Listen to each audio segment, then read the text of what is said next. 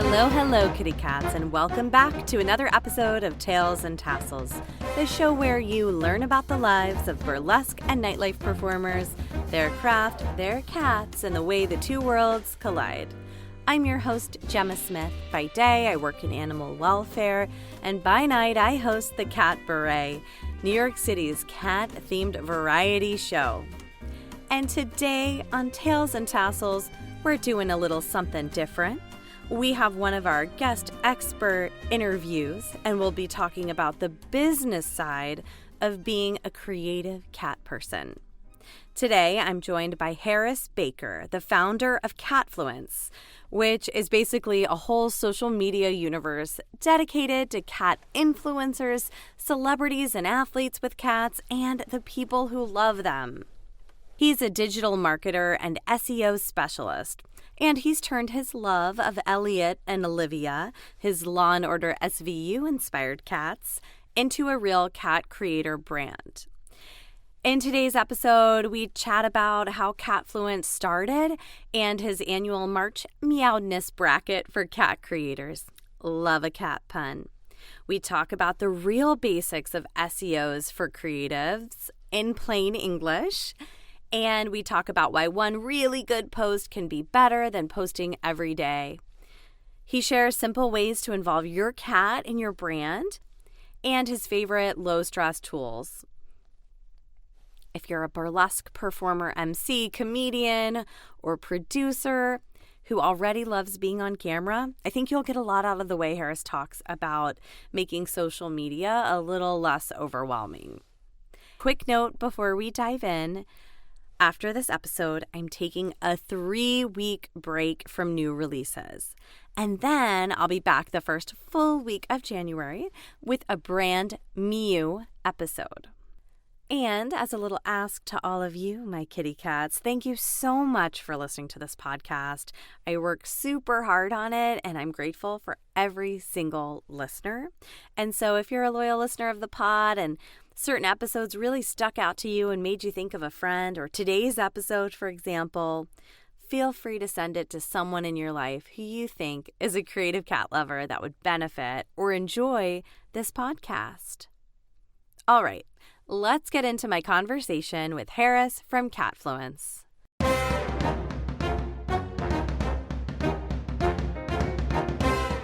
All right, kitty cats, let's get into today's interview. Harris, thank you so much for being here today. I can't wait to talk all about Catfluence, cat culture, and how creatives can use their love of cats to actually grow their work online. Thank you, Gemma. Appreciate it. Appreciate you having me and the nice introduction. Look forward to chatting with you as well. Yeah, we're going to learn so much today. But before we get into it, what is your current cat situation? Are there any cats in the room with you now? So I've got 2 cats currently. Their names are Elliot and Olivia. They are brother and sister. I've had them for about 12 years now. They are in the room. I think Elliot is in one of his beds to the side over here. Olivia is in the other room, but usually when she hears me say her name, she kind of moseys on into the room. And it's funny, I had a previous job where I had a coworker named Olivia, and every time I would get on calls and speak with her and say her name, that the cat would jump up on my desk. So I'm sure she'll make an appearance at some point. That's so funny. Same with me, like my cats. One is sleeping in the other room near where I normally work, and the other one is sleeping in the bedroom. But I have a problem with when one cat, Lino, comes on my desk. He's the kind where you can't move him off. Like he's a king, I have to lure him off because he won't like it if I try to move him. And so it always causes me so much stress. It sounds like though Olivia might be a little sweeter. Yeah, she's pretty sweet about it. I drop her down and she'll keep jumping back up, but she's pretty polite about it. That's nice. Okay, so for our listeners who may not know, Catfluence is this really fun community-driven platform that you created that shines a spotlight on cat influencers or celebrities who have cats or athletes. So can you take me back? How did you start Catfluence? So back in, it was probably about 2017, and actually going back to like 2014, I started working at a digital marketing agency. I was working with, athletes, influencers, different types of artists and musicians, creators.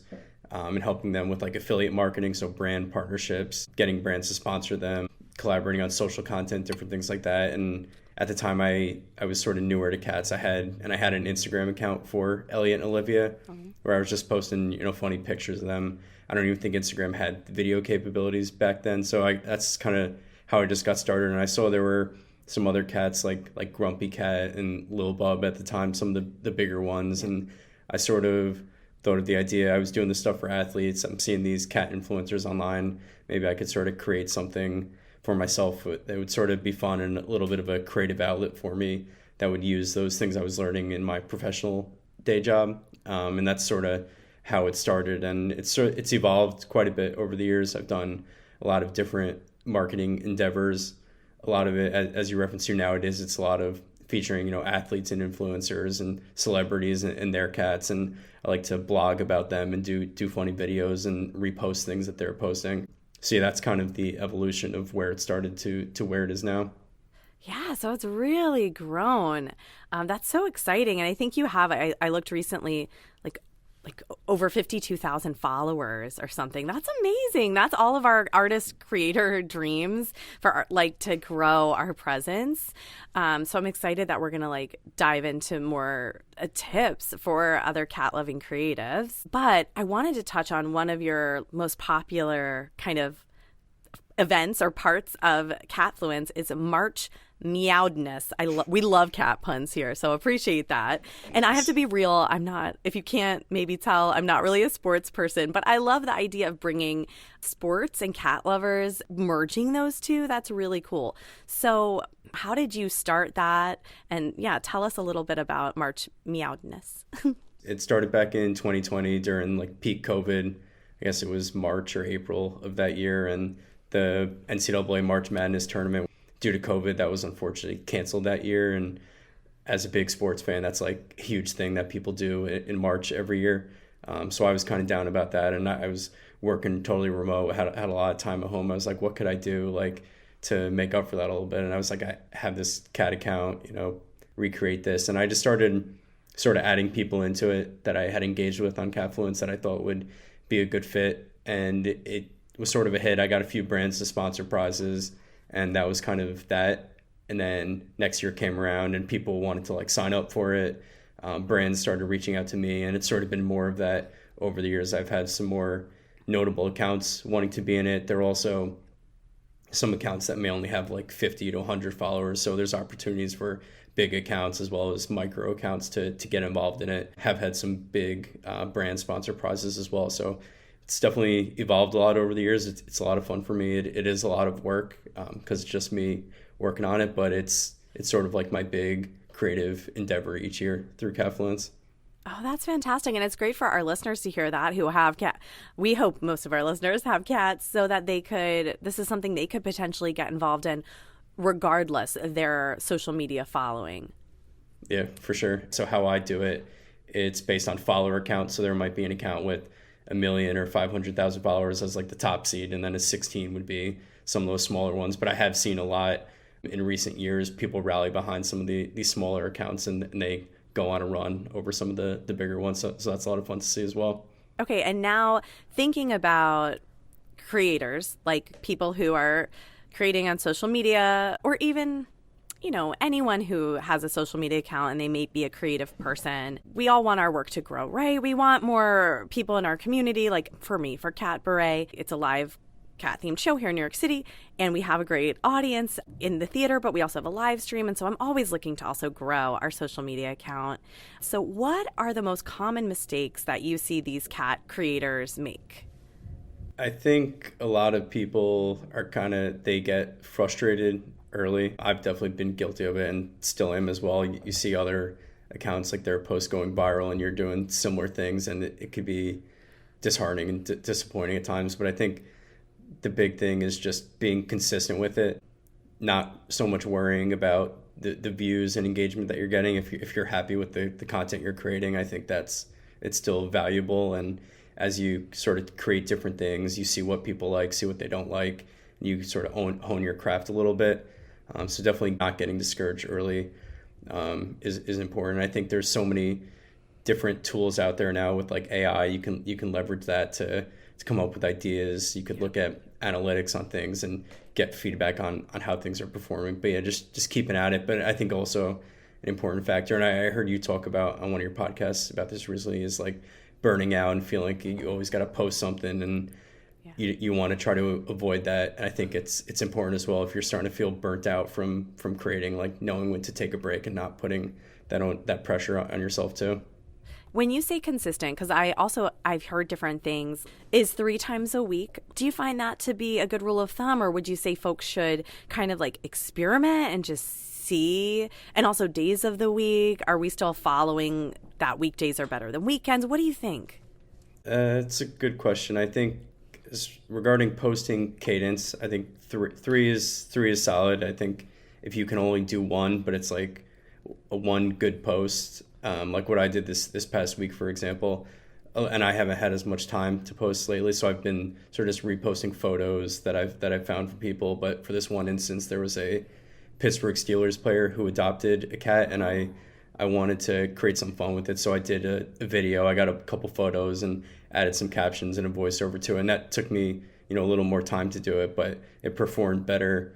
So I only did one post this week, but I think it was like a better post than me just sort of reposting one photo of a few other accounts. So, I mean, I think regarding times and days of the week, if you have like a creator account, business account, I would see what the analytics are saying.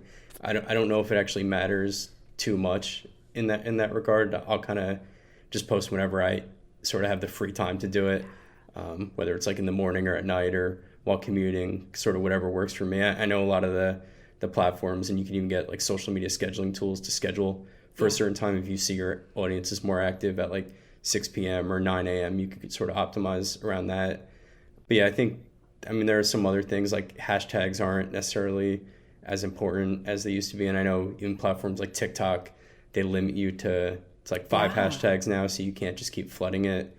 And even Instagram says that hashtags don't really help you with discovery. I'm not sure if that's true, but yeah, I think it's just important to sort of experiment, get familiar with the platforms, read online, watch YouTube videos. That's how I learned a lot of stuff as well. That resonates with me because I also find like I want to post when I'm feeling excited and inspired to post something, and I tend to be a morning person, and it's when I want to post it. And I know you can schedule things, but sometimes it's nice just to be like, I'm inspired to do this, like with this video that you did this week, and to hear that, okay, it was one post this week, but it really went very well because you put a lot of thought into it, and it was a strong post. And a good reminder about the analytics. I am not the most analytical person. I forget to really, I do see like when a video has more views or when a video blows up versus when it's low. But I think that's a good reminder with the business account that information is there. And a lot of artists probably could, if they have a personal account. If you're a burlesque performer, a comedian, a show producer, you can easily change it into a business account because there's benefits with viewing the analytics there, right? Yeah, 100%. Definitely. Yeah, it could be creator specific or industry specific. There could be different times for different types of accounts, so and different days, and you can see insights on your audience, like who is, maybe you have a certain demographic that you weren't aware of, and you could go in and find more people like that to follow and engage with your content. So there's a lot of good insights you could get from that for sure. Yeah, I think when we get off this interview, maybe I'm gonna do that for Catbaret and I have a separate one for Tails and Tassels. Okay, nice. So moving into more marketing for cat-loving creatives, for creatives who also have cats, and I feel like this is where you're really an expert too. What's a fun way that we can involve our cats in our brand? Yeah, I think what I've tried to do, when brands will send me products, or I'll do paid arrangements, and if it's a pet product, especially like food or something like that, litter, it's pretty easy to get them involved, although they don't always like to cooperate necessarily. I sort of have to bribe them, which is good when it's food products, that they enjoy that more. But I think in maybe not necessarily pet related products, just having them as part of they're part of your life, they're around your house, they're involved in whatever you're doing. So even just having them in the background, or just as like a little funny like cameo or voiceover type thing, just making it sort of natural, because there are, I don't know the exact numbers of people who have cats and dogs, but tens of millions, at least in the US, and people sort of relate to it. And that's a lot of what I've tried to do with Catfluence, like highlight a lot of these celebrities. I posted recently about like Kylie Jenner, she got a new cat, or Dolph Lundgren, who played the boxer who fought against Rocky Balboa in those movies. So, people from that audience may not know that he's a cat guy, but I think just integrate, and they've done a good job. A lot of these celebrities just integrating them into sort of their day-to-day lives. I love that. Yeah, I always love when I see a celebrity posting with their cat, or that they're a cat person. Even if I liked their work in something, it's a whole nother level because I love cats too. So I think that's really smart. Yeah, for sure. Yeah, I feel the same way. It's definitely makes me relate to them a lot more when I see they're a cat person.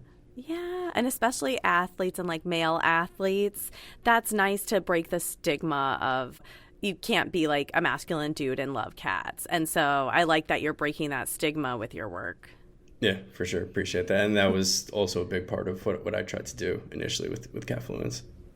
Okay, you mentioned brands, and I like that. For Catbaret, I have worked with some brands, but it seems like many of our artists maybe could for their shows, or even just your accounts. Any tips for folks starting out working with brands? Is it a DM situation, researching the brand in email? What do you think is the best reach out? Yeah, I mean, both of those are definitely good options. And I feel like a lot of times if you DM an account, they'll give you an email and redirect you to do that. So I think either of those is fine. You can go on their websites and find an email or fill out a contact form. I think a good tip, and something I think creators should do, is have sort of a media and brand kit that shows sort of who you are. Even if you don't have a website, you could use a site like Canva and just make sort of a PDF that you could share. It has information about you, your audience, how many followers you have, some analytics, top posts, things like that, other brands you've collaborated with. That way, if you're cold outreaching to a brand, they could see that you have some experience and what they could expect from working with you. So I think something like that I would definitely suggest. Oh, yeah, and that's so easy. Canva has templates. You kind of just drag and drop your pictures. You could change it to if you have your brand colors and all of that. That's awesome. And just for say we have people who are I don't like social media. I'm not a social media person, but I want to try. What is the easiest, lowest stress content format a cat-loving creative could start using tomorrow? I mean, I think creating a blog, and it's sort of old school, but they still hold a lot of value, especially in some of the work that I do these days. And for me, I don't always want to get on camera necessarily, but I'm a writer at heart. Even back to college, I was writing for websites and newspapers in school, even back to high school. So I have a blog for Catfluence as well, where I write about a lot of topics that I may not necessarily want to just get on camera and talk about, but blog is always a good creative outlet for written word, and you can incorporate ads. There's affiliate marketing. You get affiliate links in your blog, so people are reading the blog. They can click on those affiliate links, and you could get commissions off things like that. There's a thing I have on my site called Google AdSense, which is also similar to affiliate marketing. It just basically pulls Google ads into your blog, and you could pick the placements. I've got to do a little better job at it on my own site. But that's another good way that, if you don't want to get on camera, you don't want to create videos, you could write and get ad placements in your blog that way. Oh, nice. Okay, these are all so many good ideas. And I feel like I should have asked this as the first question for our listeners, but can you share a little bit about your background? Before you started Catfluence, you said you wrote in college and you worked for a digital marketing agency. Can you just share a little bit of that with us? So I've always been interested in creating and writing video production in high school. Like I said, I did the video yearbook in high school, wrote for the school newspaper, did for a blog and sports site in college. I actually went to college initially for exercise science. After a couple of years, changed to sport communication. So I just wanted to do something in sports media, journalism. After I graduated college, fell into marketing, which is where I landed at an agency where I mentioned I was working with athletes and influencers and sport brands and different things like that. Past couple years has been an interesting journey. I went into marketing consulting, where I sort of learn email marketing, SEO, which is what I'm focused on now, learn about websites and some different areas like that. And then after a couple years of doing sort of a bit of everything, I decided to focus in on SEO, which is in some ways brought me back to what I love the most, which is writing. It has changed a little bit with AI, and that's sort of fallen on SEO in the industry. So I've dabbled a lot into different AI platforms and how to get businesses ranking in Google searches and AI and other platforms like that. So yeah, that's sort of been the evolution of my marketing career over the past 10 or so years. And speaking of SEO, can you break that down for a newbie who doesn't know about it? What does it stand for, and why is it important for creatives to care about it, who want to get their work out there? Yeah, for sure. So SEO stands for search engine optimization. So historically, it's been mainly optimizing websites for Google to make you come higher up in the search results. Like I mentioned, AI has sort of taken over that the past couple of years, and it's sort of become everything optimization. So you can come up in Google and ChatGPT and Perplexity and Claude searches, and it's sort of, and I've always been adamant about optimizing social media to help you get discovered more, but there have even been some changes recently. So Instagram posts can be indexed by Google now, which basically means they can be discovered in Google searches. So a lot of what I've tried to do with my social content now is use certain optimized keywords so that those posts can actually come up in Google searches rather than just people searching and discovering on Instagram. So that's sort of changed things a lot. I think TikTok even has some capabilities. When you hit 10,000 followers, you get some keyword and SEO insights directly in TikTok, and you can find sort of what people are searching and create content directly on that. But yes, that's sort of how I started my career, where I'm at now, and sort of how things are sort of evolving with the influence of AI. It changes every day. It's hard to keep up. Oh, for certainly. And I can see how it'd be helpful for artists, even for myself for this podcast. I have used ChatGPT to say, this is my transcript for this episode. What are the top SEO words that I should be using? And I add it to my metadata when I export it. And I was trying to do a blog per episode. So artists, they could be if they're a burlesque performer, burlesque NYC. If they're a specific type of dancer. So those are the kind of keywords they should be thinking about, what their content is really about, right? Yeah, Okay. 100%. And there are even tools, I'm not getting any sort of commission on them, but some of the ones that I use are called, it's Ahrefs and SEMrush. You can enter in some of those keywords such as burlesque or cats, and it'll show you different variations, similar to what you said, cats in NYC, cats in New Jersey, cats and foods, best cat foods, different things like that. And you could see sort of how many people are searching for those terms. You'd get it more so for Google and some of the AI platforms, but I think it could be very easily translated to social media as well. If something's getting a high amount of searches on Google, I think it's safe to assume that it would be the same on Instagram or TikTok and YouTube. All right. So looking at some more marketing tips for performers and creatives, I think you mentioned this about consistency, but what do you think matters more in growth? Consistency, having a really strong niche, aesthetics, engagement, or community, or do they all matter? I think they definitely do all matter. I sort of go back and forth on what matters most, but I think when it comes down to it, probably having engagement and a community is most important. And I've seen people create content, build an audience, and then sort of pivot into something totally different. And I think if you have a loyal audience, you can sort of do that. A lot of people, they may build an audience from cats in particular, just as an example. And as they get, hundreds of thousands of followers and build a loyal audience, then maybe they'll promote a product about something different that they're passionate about, and they'll be able to translate that.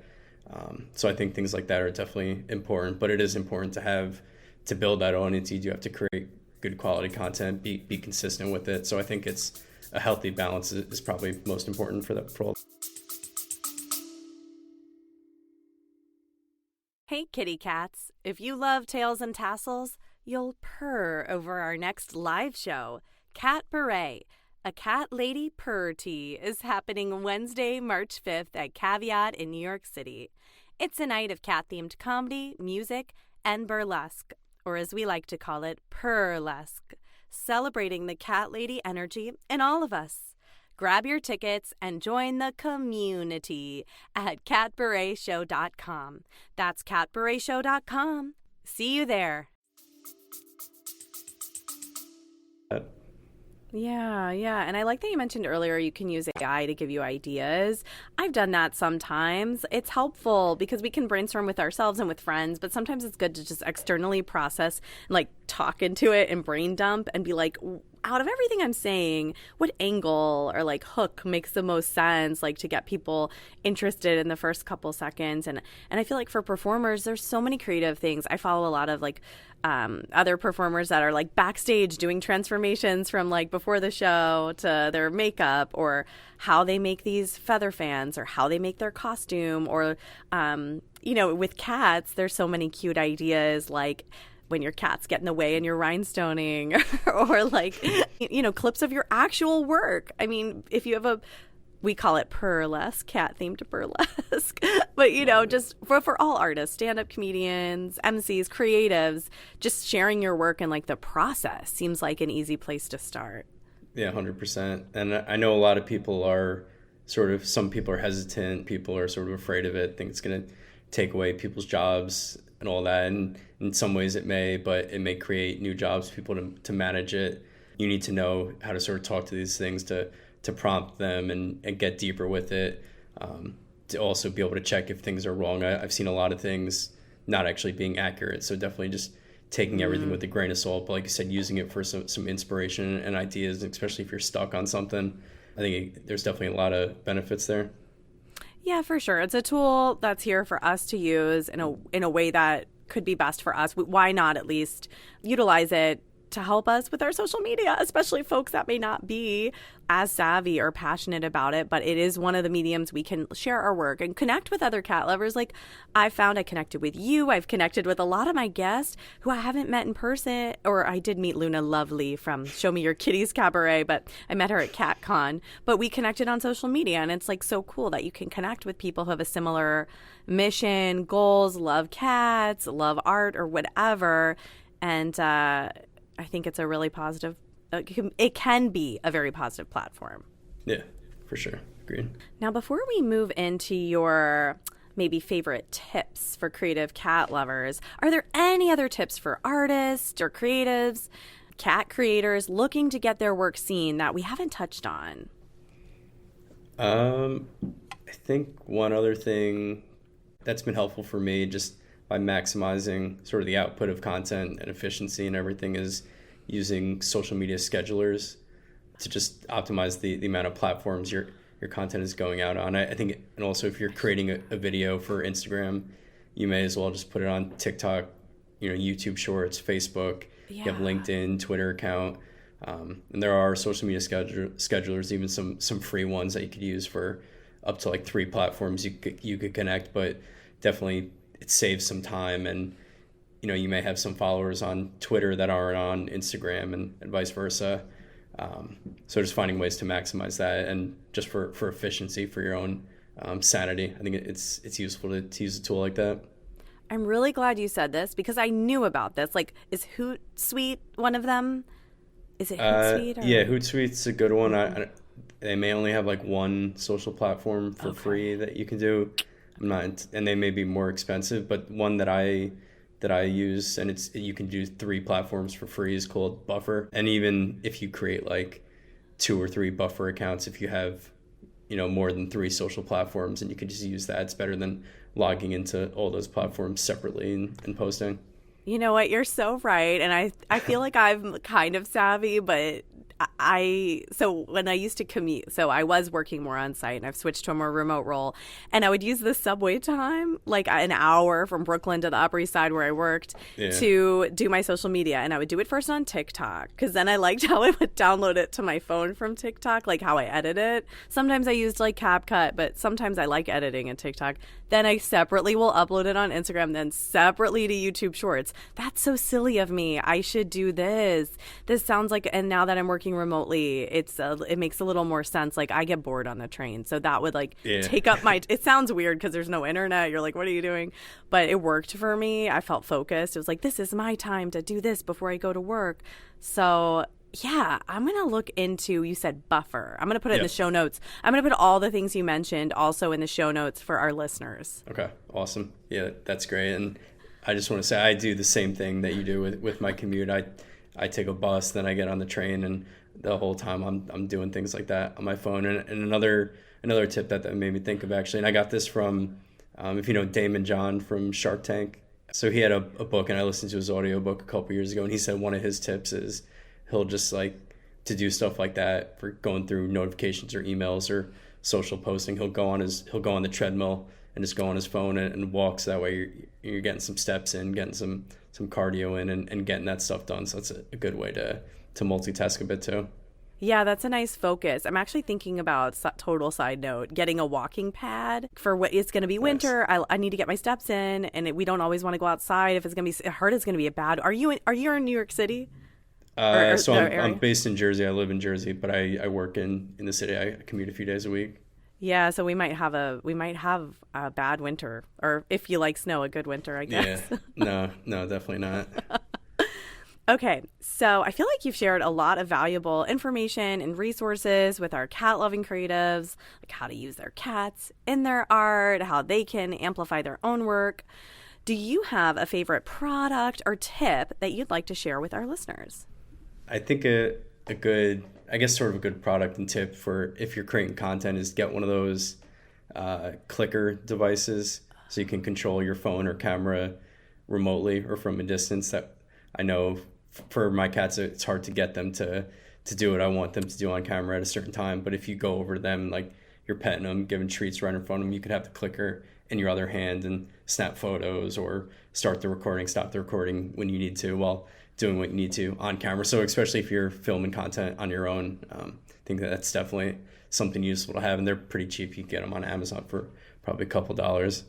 That's such a good idea. And it's easy to hook up to your phone. Yeah, just through Bluetooth. And a lot of, I've seen even like ring lights and tripods just like come with them as well. So I think those are good things to invest in as well. I feel like I have a ring light in here. And I think it has it has some kind of clicker. This is so funny.